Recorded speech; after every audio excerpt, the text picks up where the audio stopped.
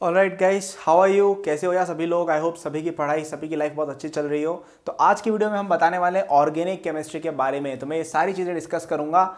Alright, organic chemistry irrespective of कि आप कौन सी क्लास में पढ़ रहे हो सकता है आपका एग्जाम जस्ट होने वाला हो सकता है आप 11th में पढ़ रहे हो सकता है आप 12th में पढ़ रहे हो सकता है आपने जस्ट शुरू किया। ओके, सभी के लिए काम का वीडियो। बट उससे पहले ये बताओ यार, पढ़ रहे हो कि नहीं पढ़ रहे हो? आज कितने घंटे पढ़े हो और आप कितने घंटे पढ़ने वाले हो? कमेंट करके बताओ।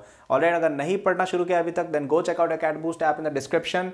लिंक दिया हुआ है वहाँ पे, way you will get lot of free content. We are soon bringing out free notes as well as free question bank for all of you। और वहाँ पे पेड कोर्सेज भी है और अभी वहाँ पे 45% ऑफ चल रहा है फॉर जेई 2020 के ऑल कोर्सेज पे। ऑलमोस्ट मतलब अप टू 45% आपको ऑफ मिल रहा है। 10,000 रुपये तक आप सेविंग्स कर सकते हो।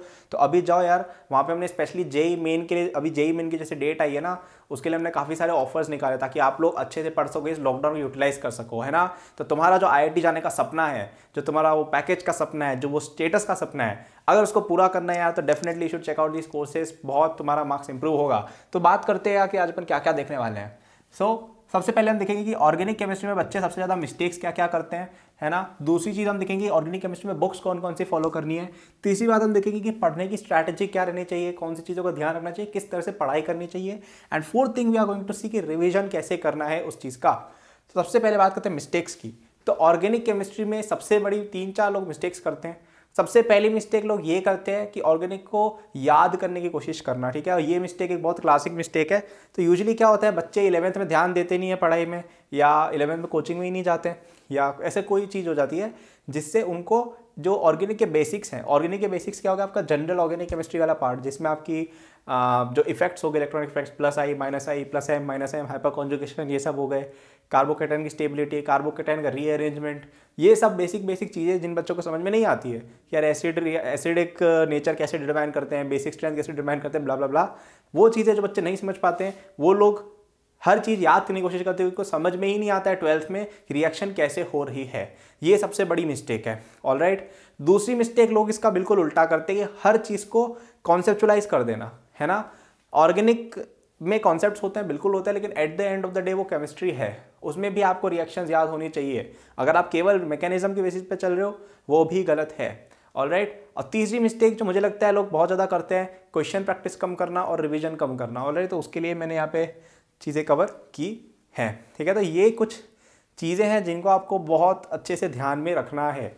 तो अपन बात करते हैं यार कि अपन मिस्टेक्स की बात मैंने कवर कर लिया, इनको कैसे सही करना है वो सब की बातें मैं बताऊंगा आपको स्ट्रैटेजी के अंदर। तो पहले अपन बुक्स की बात कर लेते हैं, है ना।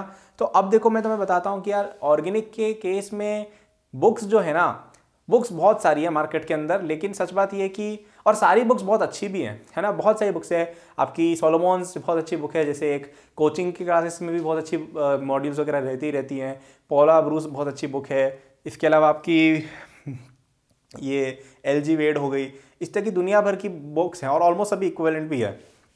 तो आप वो बुक्स फॉलो करो, लेकिन मेरा पर्सनल मानना ये है, और I think a lot of people will agree to this, कि बुक्स आपकी सप्लीमेंट रहनी चाहिए, है ना।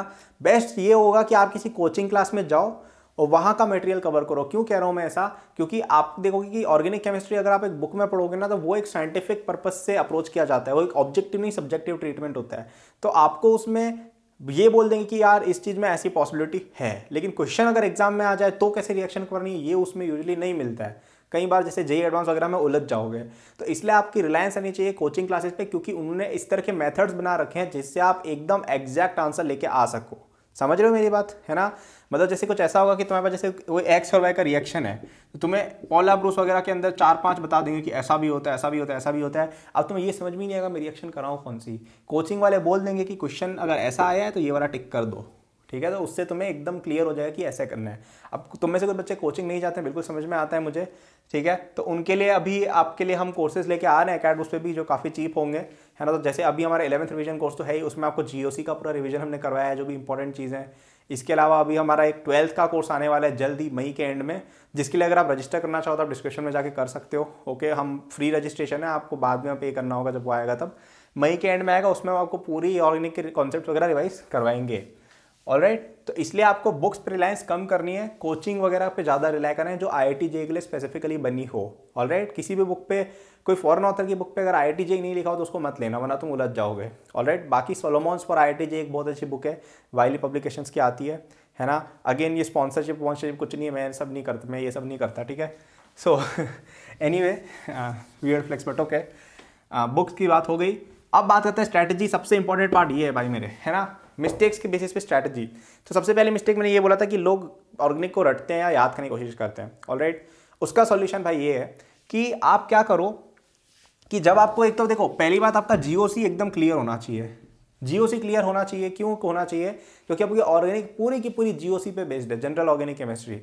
जैसा मैंने बताया ना कि आपका कार्बेनाइन कब स्टेबल होता है, कार्बकेटाइन कब स्टेबल होता है, रेडिकल कब स्टेबल होता है ना, प्लस आई इफेक्ट कैसे देखते हैं, माइनस आई कैसे देखते हैं, एसिडिक स्ट्रेंथ कैसे देखते हैं, बेसिक स्ट्रेंथ कैसे देखते हैं, रिएक्शन की टाइप कैसे आइडेंटिफाई करते हैं कि यार एसिड बेस्ड रिएक्शन हो रही है तो ये करा दो सबसे पहले। ये सब चीज़ें एकदम दिमाग में क्लियर होनी चाहिए, है ना। ये कब होगा? जब आपको बेसिक्स क्लियर होंगे। तो सबसे पहले आपको जीओसी पे ध्यान देना चाहिए। 11th का जो रिवीजन कोर्स है which cost only 4000 for 1 month, उसमें ये सब हमने काफ़ी अच्छे से कवर करवाया जीओसी का। हालांकि उसमें रिएक्शन पार्ट नहीं है क्योंकि वो हम 12th में पढ़ाएंगे, ऑलराइट। तो ये आपको एकदम क्लियर होना चाहिए, क्लियर कट एकदम कि यार ये चीज़ ऐसी है तो है, ऑलराइट। तो सबसे पहला स्टेप ये होना चाहिए। दूसरी स्टेप ये होनी चाहिए कि आपको एनसीईआरटी बुक के अंदर जितनी भी रिएक्शंस दी हुई हैं, सबसे पहले आपको वो याद होनी चाहिए, सबसे पहले, ठीक है। लर्न ऑल रिएक्शंस, ठीक है। अब ये वाला वैसे कॉन्सेप्ट्स के अगेंस्ट पॉइंट जाता है, तो देखो यहाँ पे मेरी बात समझो कि जेई मेन और जेई एडवांस में ऑलमोस्ट आप कह सकते हो 70 to 80% question direct reaction based आएंगे, ऑर्गेनिक में भी, है ना। जिसमें क्या होगा कि आपको बस आइडेंटिफाई करना कि अरे हाँ ये तो कानीज और रिएक्शन हो रही है, इसमें ऐसा होता था तो प्रोडक्ट बना के टिक कर दो बस, ठीक है। तो तुम्हें उसमें बस ये पता होना चाहिए कानीजा रिएक्शन होती क्या और आइडेंटिफाई कैसे करनी क्या, जो हमारे रिएक्टेंट्स हैं वो वैसे वाले हैं, है ना। ऐसी सिंपल सी बात है। तो आपको हर रिएक्शन याद होनी चाहिए। लगभग आप मान लीजिए ऑर्गेनिक में लगभग 100 रिएक्शन होंगी मेरे हिसाब से, मोटे तौर पे जो इंपॉर्टेंट वाली है, बाकी तो फालतू की रिएक्शन दुनिया भर की होती है ना। तो आपको सारी याद होनी चाहिए एकदम चैप्टर वाइज की। हाइड्रोकार्बन में ये रिएक्शन है, सैचुरेटेड में ये, अनसैचुरेटेड में ये, एरोमेटिक में ये, RMGX की ये रिएक्शंस होती है, एल्डिहाइड्स की ये रिएक्शंस है, कीटोन्स के अंदर ये होता है। सब कुछ याद होना चाहिए, एकदम दिमाग में फिट होना चाहिए, है ना। एक चार्ट बना लो कि यार ये ऐसे ऐसे ऐसे ऐसे ऐसे होगा, ठीक है। हालांकि हम एकेडबूस्ट पे जल्दी फ्री में प्रोवाइड करवाने वाले हैं उसको। तो यार ऐप रखा करो अपने मोबाइल में, ठीक है। उस पर नए नए अपडेट्स आते रहते हैं, नए नए कोर्स आते रहते हैं। जैसे अभी हमारे KVPY का कोर्स आने वाला है, RMO का कोर्स आने वाला है, IJSO का कोर्स आने वाला है, 12th रिवीजन का कोर्स आने वाला है, अभी डिस्काउंट जैसे आ गया। तो ये सब नोटिफिकेशन ऐप पे आते हैं और फ्री का माल तो है ही, और ब्लॉग्स तो है ही वहाँ पे। तो वो ऐप रखा करो यार, रेटिंग दे दो, रिव्यू दे दो, अच्छा लगेगा। Also don't forget to like this video and press the notification bell icon अगर आपको और अपडेट्स चाहिए हो तो, है ना। तो ये चीज़ अपन ने देख ली कि रिएक्शंस याद होनी चाहिए। और फिर बात आती है भैया मैकेनिज्म का क्या करना है। तो देखो मैकेनिज्म अगर याद करने जाओ तो दुनिया भर के हो जाएंगे। 100 रिएक्शन की 100 मैकेनिज्म कैसे याद रखोगे। तो ऐसे में एक रूल ऑफ थंब ये है कि एनसीईआरटी के अंदर जो रिएक्शंस दी हुई है ना और जो मैकेनिज्म दिए हुए हैं उनको तुम याद कर लो। क्यों?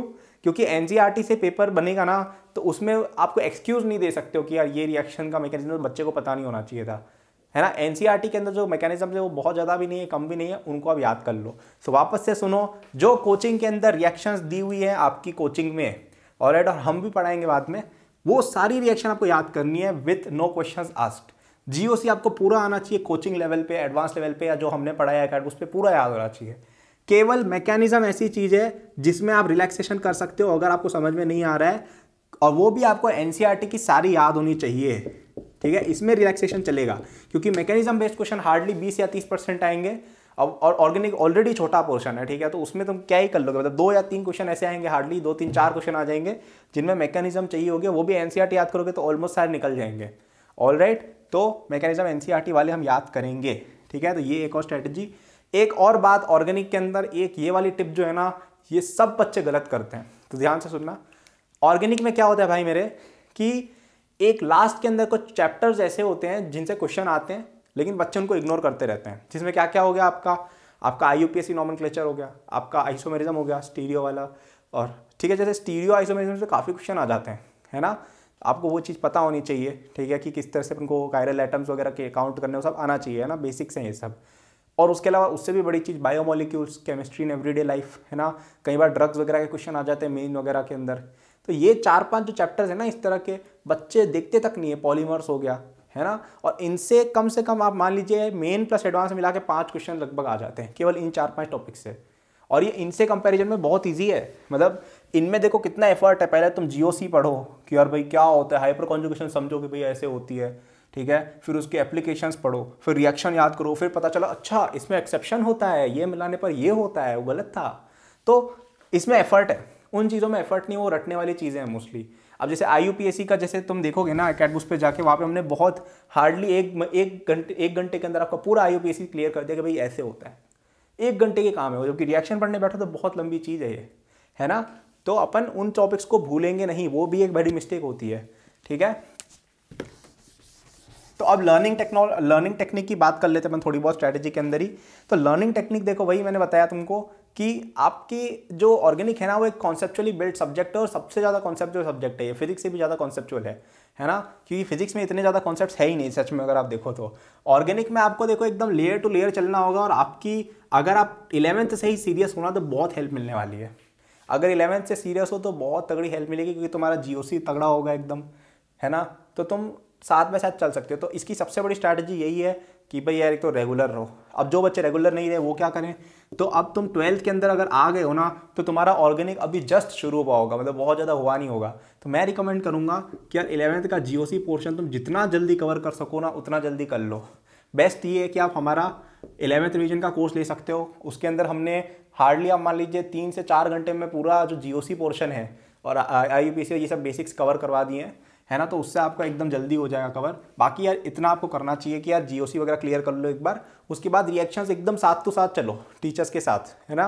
कोचिंग नहीं चाहते तो हम तो लेके आने ही वाले हैं, तो उसकी तो चिंता ही खत्म, है ना। तो ये कर सकते हो। और जो बच्चे यार अभी JEE के लिए प्रिपेयर करने वाले हैं ना, उनको मैं कहूँगा भाई तुम क्वेश्चन प्रैक्टिस के थ्रू करो, है ना, which is yet another strategy कि question practice is very important in organic. क्योंकि उससे क्या है कि एक तो आपको मैकेनिज्म अपने आप याद हो जाती है ना, और आपको अपनी मिस्टेक्स पता चल। जैसे कई बार क्या होता है कि बच्चे जैसे रिएक्शन तो याद कर लेते हैं, लेकिन फिर पता चलता है इसके अंदर कोई इंटरमीडिएट बन रहा था जिसके अंदर कार्बोकेटाइन रीअरेंजमेंट करके नया ऑप्शन सही हो रहा था।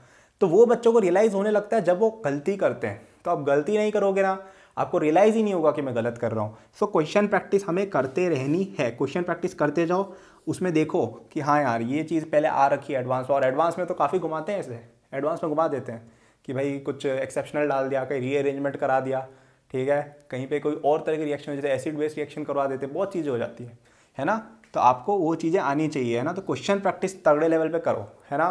सो ऑर्गेनिक का लर्निंग स्ट्रक्चर क्या रहेगा, सबसे पहले बेसिक्स क्लियर करने कॉन्सेप्चुअली, है ना। GOC VOC दिमाग में रगड़ के घुसा डालो।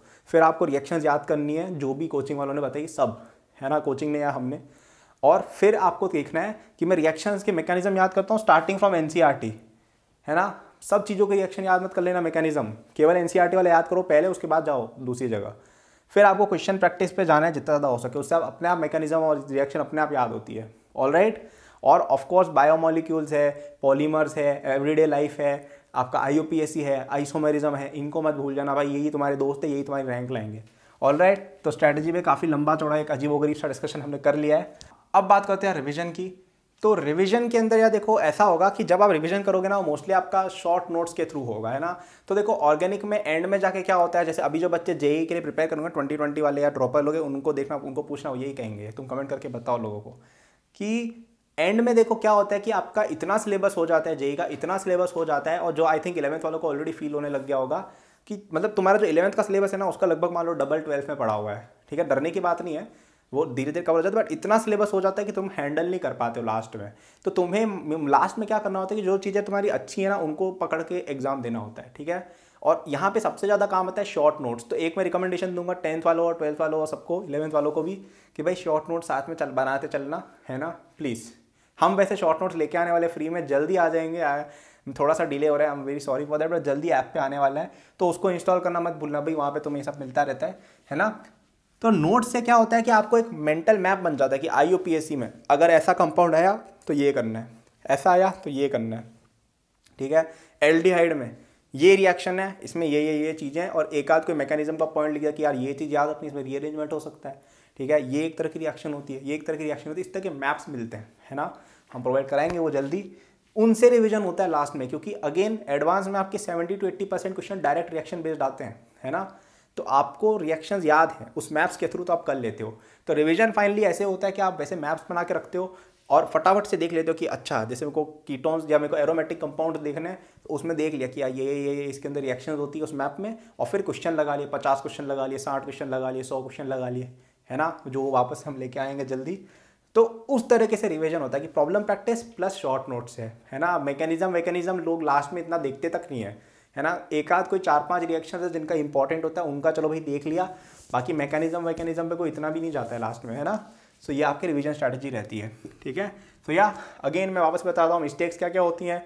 रटने की कोशिश करना, दूसरी मिस्टेक क्या कि बिल्कुल रटना ही नहीं रिएक्शंस को, कॉन्सेप्ट से चलना, और तीसरा कि बायोमोलिक्यूल्स पॉलीमर्स इनको इग्नोर करना। बुक्स पे डिपेंड मत रहो, कोचिंग वालों के अकॉर्डिंग चलो, है ना। जिसमें आपका कोचिंग नहीं जाते तो ऑनलाइन कहीं पे कुछ देख लो, ठीक है। बट ऑनलाइन में अगेन मुझे ऐसा लगता है यूट्यूब वगैरह पे है लोग, लेकिन थोड़ा स्लो और थोड़ा इररिलेवेंट हो जाता है, ठीक है। प्रॉपर कोर्सेज लो, हमारे कोर्स में तो है ही वो सब चीज़ें, है ना। हम कोचिंग के पैटर्न के अकॉर्डिंग ही पढ़ाने की कोशिश करते हैं। स्ट्रैटेजी के अंदर वही है, सबसे पहले अपने जीओसी और बेसिक्स क्लियर करो सबसे पहले, कॉन्सेप्चुअल भले ही काम नहीं है तो भी करो, क्योंकि वही से तुम्हें चीज़ें बिल्ड होंगी। फिर अपन को रिएक्शंस याद करनी है, कोचिंग वालों ने जो भी बताई है वो सारी 7/7, है ना। फिर अपन को मैकेनिज्म पढ़ने हैं स्टार्टिंग विद एनसीईआरटी, उसके बाद अपन सारे याद कर सकते हैं। और ऑफ कोर्स जो इंपॉर्टेंट चीज़ें उनको नहीं भूलना है, और क्वेश्चन प्रैक्टिस और शॉर्ट नोट साथ में बनाते जाने हैं, क्यों, रिवीजन के लिए, ठीक है। So I hope you liked it, है ना। अगर लगी हो, पसंद आई वीडियो तो प्लीज़ लाइक द वीडियो, क्योंकि यूट्यूब एल्गोरिथम तुम्हें रिकमेंड करेगा मेरी फर्दर वीडियो अगर तुम लाइक करते हो तो, वरना वो करता नहीं है। और of course you can press the notification bell icon, उससे भी आपको नोटिफाई हो जाएगी जब मेरी नई वीडियो आएगी। अभी मैं रोज़ पोस्ट करने वाला हूँ for a few days, alright. And JEE 2020 वाले बच्चे और बाकी लोग भी यार, ऐप पे अभी 45% तक डिस्काउंट चल रहा है 10 मई तक। Don't forget to take it, check the description, मेरा टेलीग्राम लिंक है, मेरा इंस्टाग्राम है, मेरा बुक्स का स्टोर है, बहुत सारी चीज़ें हैं, तुम्हें बहुत सारी चीज़ें मिल जाएंगी। और ऐप पे जाना मत भूलना यार, वो हम तुम लोगों के लिए बनाई है, काफ़ी मेहनत लगी है उसमें, एक अच्छा सा रिव्यू और रेटिंग दे दो तो बहुत अच्छा लगेगा। थैंक यू गाइस, कल मिलते हैं वापस से।